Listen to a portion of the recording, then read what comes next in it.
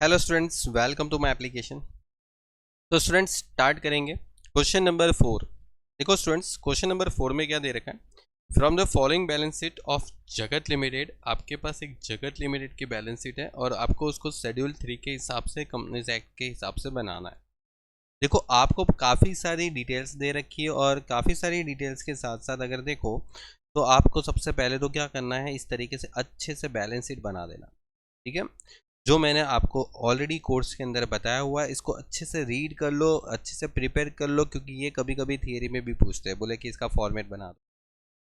अच्छे से फॉर्मेट बना दो, स्टार्ट कर दो, फॉर्मेट बना के सीधा नंबर्स बनाओ। ठीक है, चलिए तो देखो मैं वहाँ पर वन बाय वन यहाँ से स्टार्ट करता हूँ।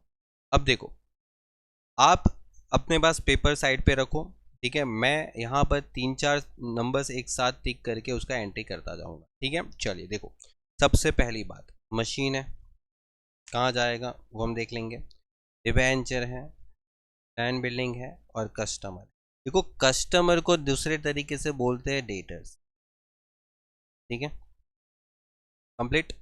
चलिए तो सबसे पहले इन तीनों की एंट्री करते हैं। मशीन कहाँ जाता है? Machine is a fix and tangible asset. ये फिक्स में जाएगा और टेंजिबल में। चलिए तो इसको हमें यहाँ पर लिख दें सेकेंड। ओके, चलिए तो फिक्स एंड टेंजिबल में लेके चलते हैं इसको। देखो सबसे पहले तो मशीन, कितना मशीन था? तो मशीन था आपके पास 36,02,000 रुपीज। देन उसके बाद था आपके पास डिबेंचर, और डिबेंचर क्या होता है? Long term borrowing. और डिबेंचर का वैल्यू क्या था? 2 लाख था। चले फिर आपके पास लैंड बिल्डिंग है, और land building is also fix asset, तो यहां पर फिक्स एसेट में लिख दो लैंड एंड बिल्डिंग। और कितनी लैंड बिल्डिंग थी? तो लैंड बिल्डिंग थी 55,90,000। फिर कस्टमर, कस्टमर मतलब कि अपने पास कौन हो गया? डेटर्स। और ये जाएगा अपने पास इधर, जिसको हम कस्टमर भी बोलते हैं। कितने कस्टमर है? 15,40,000। हो गया, डन, एकदम कंप्लीट। चले उसके बाद अगर आगे बढ़ते हैं तो हमारा जो क्वेश्चन है उस पर आ जाते हैं। फिर से चार चार एंट्री एक साथ करते जाएंगे। इन्वेस्टमेंट है, प्रोविजन फॉर टैक्स है, बिल रिसीवेबल है और बिल्स पेएबल है। ये चारों की एंट्री कहाँ जाएगी? चलिए देखते हैं। देखो इन्वेस्टमेंट के आजू बाजू देखो 6 महीना लिखा है कुछ। हाँ, मतलब ये शॉर्ट टर्म इन्वेस्टमेंट, और शॉर्ट टर्म इन्वेस्टमेंट जाएगा करंट इन्वेस्टमेंट में। ठीक है, यहाँ पर देखो, यहाँ पर इन्वेस्टमेंट है,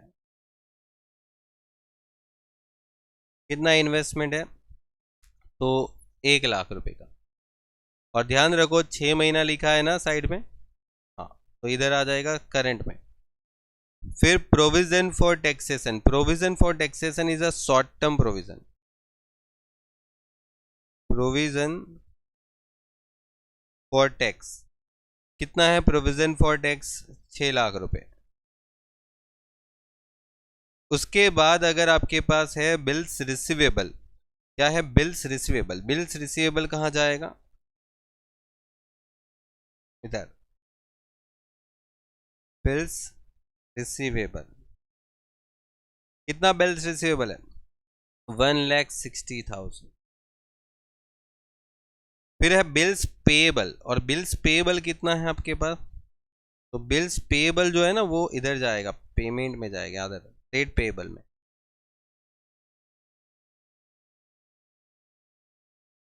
कितना बिल्स पेएबल है? देखो बिल्स पेएबल है 1,17,000।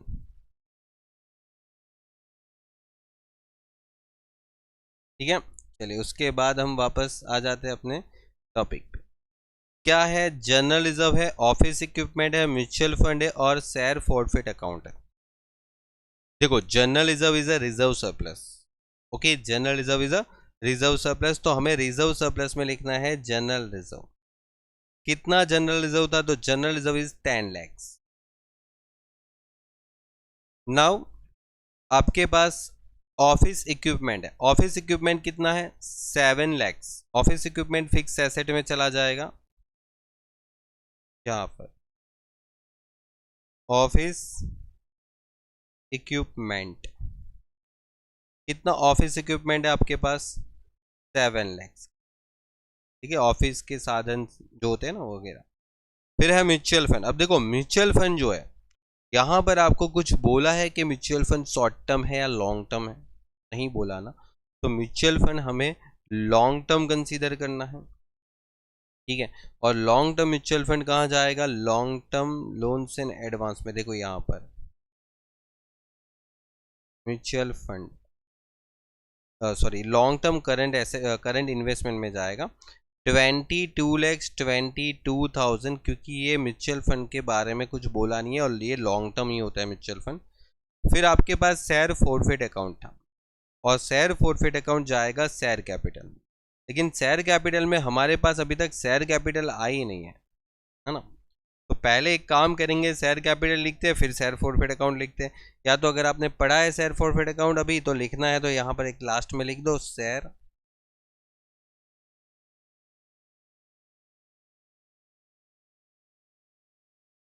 ये ऐड होगा। अभी देखते हैं, देखो इधर आपके पास इक्विटी शेयर है, फिक्स डिपॉजिट है, प्रोविडेंट फंड है और बॉन्ड है। सबका अपना अपना ग्रुप है, उसमें डालो। देखो इक्विटी शेयर कैपिटल इधर आ जाएगा, इक्विटी शेयर कैपिटल कितना है बेटा equity share capital, equity share capital is 61,30,000। ठीक है, उसके बाद है फिक्स डिपॉजिट। अब फिक्स डिपॉजिट मतलब आपने फिक्स डिपॉजिट रखा है या आपने लोगों से फिक्स डिपॉजिट लिया है, सवाल यहां पर उठा। फिक्स डिपॉजिट, तो फिक्स डिपॉजिट आपने रखा होगा, ठीक है, क्योंकि फिक्स डिपॉजिट हम बैंक में वगैरह रखते हैं ना, तो वो कहाँ जाएगी, वो इधर आएगा। देखो long term loan centre, second fix deposit है ना, एक सेकेंड फिक्स डिपॉजिट है ना, सॉरी फिक्स डिपॉजिट है तो इधर इन्वेस्टमेंट ही हो गया ना एक तरीके से हमारा। हम फिक्स डिपॉजिट रखते हैं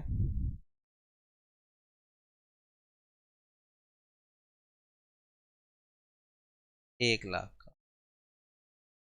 चलिए फिर उसके बाद है प्रोविडेंट फंड, ये तो लॉन्ग टर्म प्रोविजन हो गया, और ये long term provision provident fund कितना आ गया, प्रोविडेंट फंड 2 lakhs। ठीक है, और इसके बाद है बॉन्ड। बॉन्ड क्या होता है, बॉन्ड जो जैसे डिबेंचर होता है ना वैसे ही बॉन्ड होता है। आपने डिबेंचर इश्यू किया वैसे बॉन्ड 9% बॉन्ड। ठीक है, 3,60,000, सॉरी ये तो 36 lakhs, जीरो और आएगा। देखो ऐसे जीरो लिखने में जैसे मेरी भी कभी कभी मिस्टेक होती है, क्योंकि बहुत सारी यहाँ पर जब रिकॉर्डिंग करते हैं तो काफ़ी सारी चीज़ों पे ध्यान रखना पड़ता है। फिर भी काफ़ी एक्यूरेसी हम रखते हैं, तो आप भी एग्जाम में थोड़ा ध्यान रखो। अच्छा अभी डिविडेंड है 6 लाख का, कॉल्स इन एरियाज, फिर है ग्रेजुएटी, फिर आपके पास कैपिटल रिडेम्पशन फंड है। अब ये तीनों बहुत चैलेंजिंग है। तो देखो सबसे पहले ये जो डिविडेंड है ना, वो एक तरीके से प्रपोज डिविडेंड होता है। ओके, तो ये प्रपोज डिविडेंड जो है वो कहाँ जाता है, तो वो जाएगा शॉर्ट टर्म प्रोविजन में। यहाँ पर आपको शॉर्ट टर्म प्रोविजन का नाम दिखेगा, और ये शॉर्ट टर्म प्रोविजन में जाएगा प्रपोज डिविडेंड। ओके चलिए,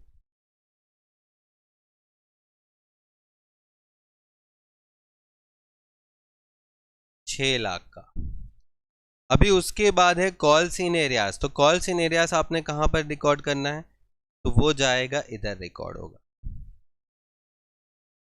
ठीक है, लेस होगा, कॉल्स इन 60,000, ये माइनस होगा।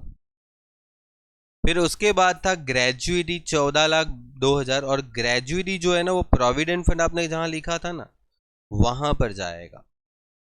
ठीक है, ग्रेजुइटी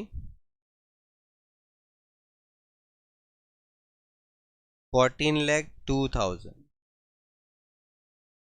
ठीक है, ग्रेजुइटी जो है वो लॉन्ग टर्म प्रोविजन। और कैपिटल रिडेम्पशन फंड जो होता है ना वो रिजर्व सरप्लस में जाएगा इधर। कैपिटल रिडेम्पशन फंड, कितना कैपिटल रिडेम्पशन फंड है? 8,80,000। देखो पेपर मैंने आपको कोर्स में दिया है, आप पेपर को डाउनलोड करके उसको जेरोक्स करो और फिर जब मैं पढ़ाता हूँ ना तो साइड पे लेके बैठा करो, तो मैं अमाउंट जो लिख रहा हूँ उसको भी आप टैली कर सकते हो। लोन्स टू एम्प्लॉय, देखो लोन्स टू एम्प्लॉय मतलब हमने एम्प्लॉय को लोन दिया है। Closing stock, loose tools and cash credit, बहुत ही इंपॉर्टेंट। मैं बोलूँ ये पूरे क्वेश्चन बहुत इंपॉर्टेंट है। ये पूरा क्वेश्चन के अंदर हर जगह कुछ ना कुछ आपको एक दो एंट्री ऐसी है जो आपने शायद ही कभी पहले किसी क्वेश्चन में किया भी होगा। ठीक है, तो सबसे पहले लोन्स टू एम्प्लॉय, देखो हम अगर एम्प्लॉय को लोन्स देते हैं तो वो शॉर्ट टर्म के लिए होती है ना। तो यहां पर आ जाएगा लोन्स टू एम्प्लॉय। तो एम्प्लॉय को लोन दिया, कितना दिया? 6,40,000। चलिए ठीक है, एम्प्लॉय को दिया, ओके। फिर उसके बाद है आपके पास क्लोजिंग स्टॉक जो कि इन्वेंटरीज में जाता है। स्टॉक, ठीक है, कितना स्टॉक है? इन्वेंटरीज में जाएगा, स्टॉक है 12,46,000। फिर उसके साथ साथ स्टॉक के साथ साथ है आपके पास लूज टूल्स, और लूज टूल्स भी आप इन्वेंटरी में दिखाते हो।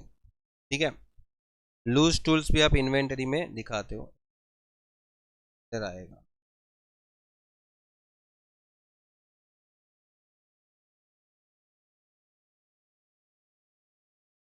70,000 था ना? यस बिल्कुल 70,000। फिर उसके बाद था कैश क्रेडिट। कैश क्रेडिट क्या होता है? Cash credit is short term borrowing. Cash credit जो है वो शॉर्ट टर्म बोरिंग होता है, जैसे बैंक ओवरड्राफ्ट होता है, आप कुछ शॉर्ट टर्म पर्पस के लिए आप अपने लोन लेते हो।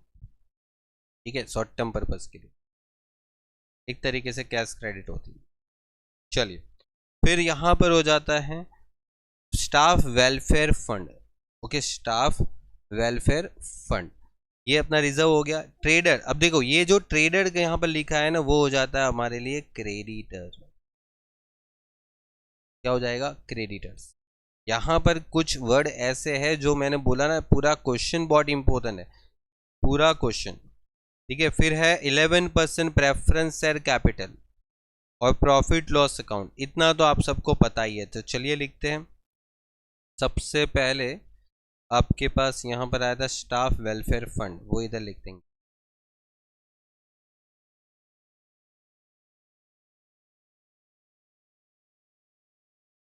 चलिए, स्टाफ वेलफेयर फंड कितना है? 21 लाख रुपए।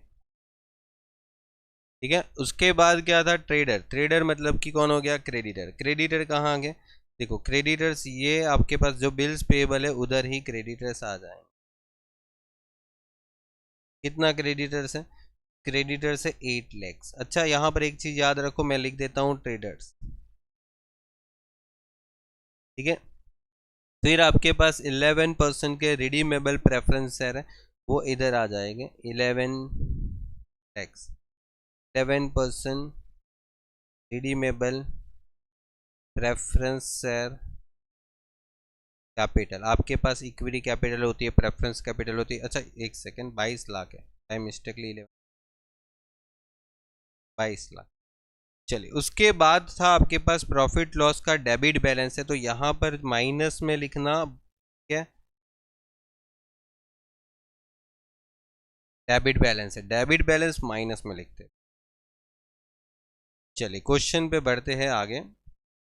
बताओ, प्रीपेड इंश्योरेंस है, स्टॉक इन ट्रांजिट है, लाइसेंस है, अनकॉल्ड डिविडेंड है और लास्ट में है कंप्यूटर। ठीक है, तो देखो प्रीपेड इंश्योरेंस, अगर आपने कोई भी खर्चा एडवांस में पे कर दिया तो वो क्या होती है? अदर करंट एसेट होती है, प्री पेड इंश्योरेंस। अगर आप कोई भी एक्सपेंस को एडवांस में पे कर देते हो तो वो इधर आ गया। उसके बाद आपके पास स्टॉक इन ट्रांजिट है। स्टॉक इन ट्रांजिट जो है, जो मतलब रास्ते में जो आप सामान मंगवाते हो, लेकिन वो सामान एक ब्रांच से जब दूसरी ब्रांच पे जाता है तो वहाँ पर ट्रांजिट वाला टॉपिक मैंने आपको ब्रांच अकाउंट में सिखाया था, तो वो 1 लाख है। इधर आ जाएगा गुड्स इन ट्रांजिट। कभी कभी ऐसा कैश इन ट्रांजिट भी आता है, तो वो फिर वो कैश में लिख देना, cash and cash equivalent.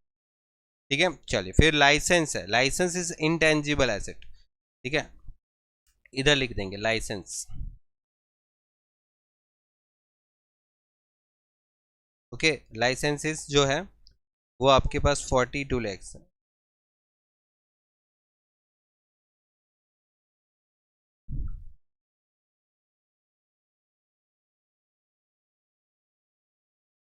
Okay चलिए, फिर उसके बाद अनकॉल्ड डिविडेंड है। अनकॉल्ड डिविडेंड जो है ना वो यहां पर आ जाएगा, अनकॉल्ड डिविडेंड। मतलब आपने जो डिविडेंड डिक्लेयर किया होगा, फिर वो डिविडेंड सामने अभी तक पेमेंट नहीं किया आपने शेयर होल्डर को, अनकॉल्ड है। और लास्ट में था कॉम्प्यूटेड, कॉम्प्यूटेड इज एसेट, एसेट में चले जाओ, कॉम्प्यूटेड इज ओके। कितने का था? 1 लाख का। चलिए, तो ये हो गया काम खत्म। आगे बढ़ते हैं। अब देखो, सबका टोटल करो। ठीक है, अगर इसका टोटल करते हो तो ये आ जाता है कुछ 84 लैक्स।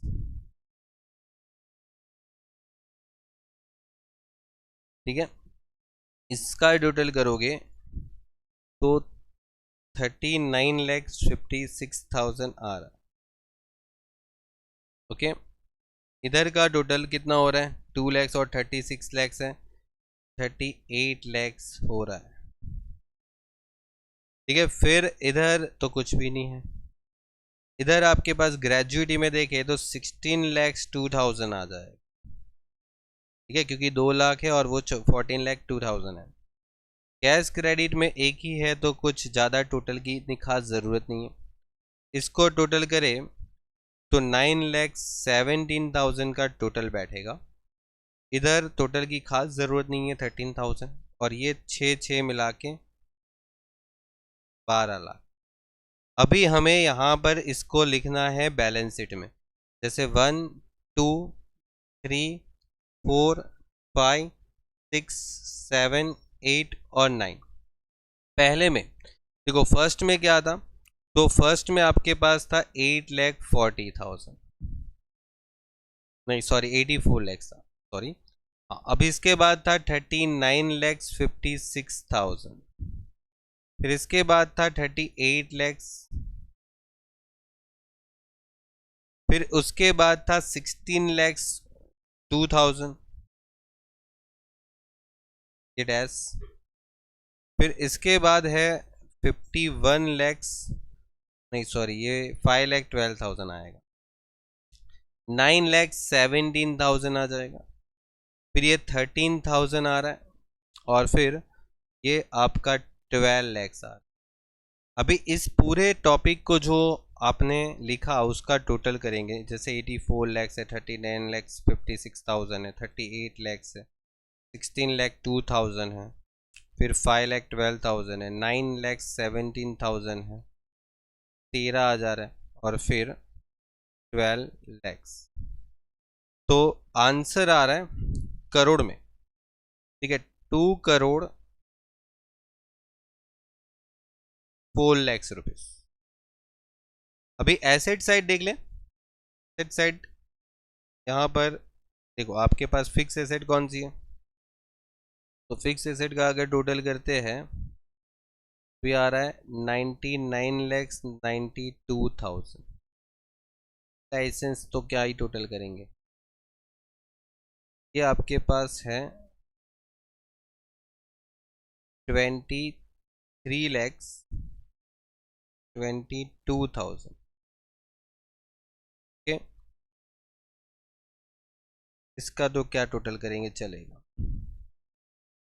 ओके, फिर इसका टोटल 12,46,070 और 1 लाख, और ये आ जाएगा 14 लाख 16,000, इसका टोटल कर ले,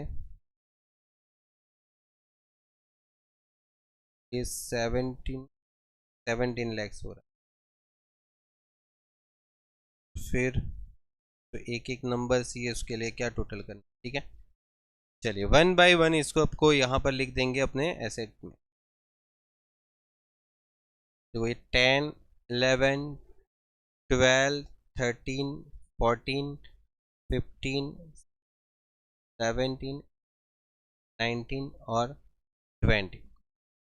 चलिए देखते हैं क्या आंसर है। तो 99,92,000, फिर है 9,17,000, फिर 13,000। एक सेकेंड, मैं कुछ मिस्टेक कर, मेरे पुराने नंबर जो थे ना कैलकुलेटर पे, अच्छा सॉरी, यहाँ पर 42 लैक्स आएंगे। फिर इधर 23,22,000, ये दोनों डैश डैश। नाउ आप इधर इन्वेस्टमेंट में 1 लैक्स, ये आ जाएगा 14,16,000। फिर ये 17 लैक्स है, इधर डैश था 6,40,000 था, और ये था 30। चलिए एक बार इसका टोटल अच्छे से चेक कर लेंगे।